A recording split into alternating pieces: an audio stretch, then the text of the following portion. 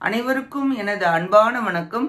திருவள்ளுவர் இயற்றிய திருக்குறளில் அறத்துப்பால் அதிகாரம் 11 செய் நன்றி அறிதல் 104வது குறள். தினைத்துணை நன்றி செய்யினும் பனைத்துணையா கொள்வர் பயன் தெரிவார். ஒருவன் தினையளவுள்ள சிறிய உதவியை தமக்கு செய்தாலும் அதன் பயனை உணர்ந்த சான்றோர் அதனை பனையளவு பெரிதாக மதித்து போற்றுவர். தினை என்பது ஒரு வகை சிறிய தானியம். தினை அளவு சிறியது என்று கருதாது பனை என்பது பெருமைக்கு எடுத்து காட்டப்படும் அளவு. எனவே ஆகா என்பதன் பொருள் கொண்டு பெரியதாக கருதுவர் என்று பொருள்படும். நீ செய்த உதவி எல்லை விட சிறியது என்றாலும் அதை அவன் நன்றி உடைமையால் பெரிதாக நினைத்து மதிப்பர். அதியமான் சிறந்த நெல்லிக்கனியை ஔவைக்கு தந்தது போல இதற்கு எடுத்துக்காட்டாக விளக்கலாம்.